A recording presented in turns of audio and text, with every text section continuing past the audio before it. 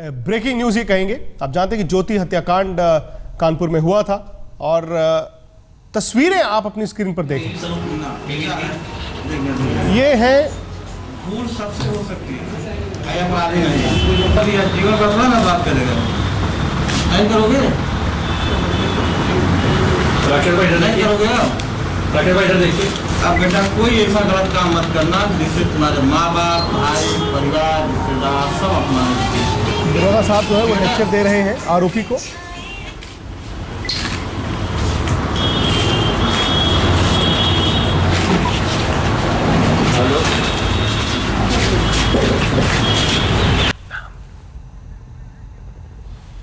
बड़ा ही दिलचस्प वाकया था। इन पर हत्या का आरोप है, लेकिन जो इंस्पेक्टर साहब हैं उन्होंने चूमा और कहा कि आगे से आइंदा कुछ इस तरह की बात मत कीजिए जहां आपके माता पिता का नाम बदनाम हो। खैर, नाम बदनाम वो शायद ऑलरेडी कर चुके हैं।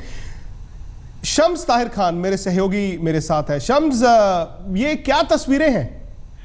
देखिए विक्रांत, ये अगर हम कानून की नजर से देखें तो अजीब सी तस्वीर इसलिए कही जाएगी क्योंकि ये एक संगीन जुर्म है। 302 का मामला है, बीवी का जो है वो कत्ल करवाया गया और सब कुछ लगभग साफ हो चुका। और उसके बावजूद जब ये शख्स पुलिस हिरासत में था, ये जो मुख्य आरोपी है, तो थाने इंचार्ज उसकी ऐसी हरकत जाहिर सी बात है कहीं ना कहीं दिखाता है कि इस तरह के संगीन जुर्म को लेके यूपी पुलिस का रवैया क्या रहा। आप हाल के अगर पिछले कुछ महीनों का इतिहास उठा के देखें, जिस तरीके से वहां पे क्राइम होता है और जिस तरीके से पुलिस के ऊपर लगातार इल्जाम लगे, चाहे वो बदायूं का हो या फिर वो सहारनपुर का हो, तो पुलिस के पूरे रोल को यूपी को लेकर कटघरे में हो जाता है। इस तस्वीर को देखकर कि पुलिस इस तरह के आरोपी के साथ भी किस तरीके से पेश आती है और 302 के मामले को वो ऐसे निपटाने की कोशिश कर रही है कि ये गलती हो गई है, ये कोई क्रिमिनल नहीं है, पहली बार जुर्म किया, मतलब उसने वहीं पे फैसला भी सुना दिया और उसने सब कुछ नहीं। लेकिन शब्द सवाल ये है कि वीडियो कैमरा तो वहां पर था और ऐसा नहीं है कि ये एक स्पाई कैम था या थाना इंचार्ज को पता नहीं था।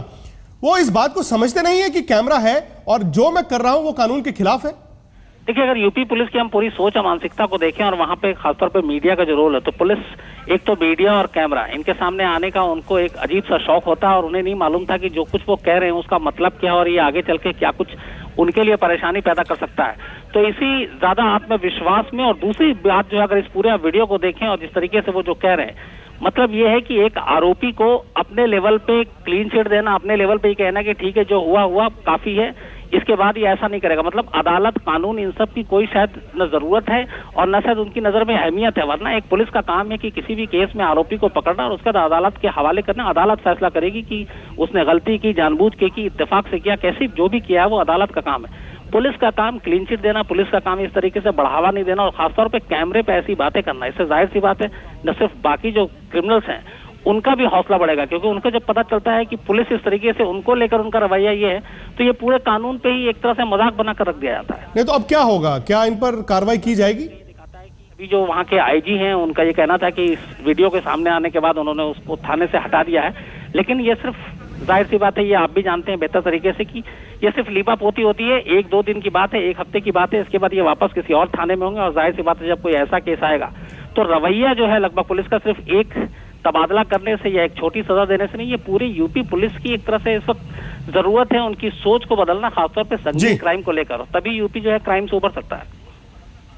चलिए, शुक्रिया शम्स।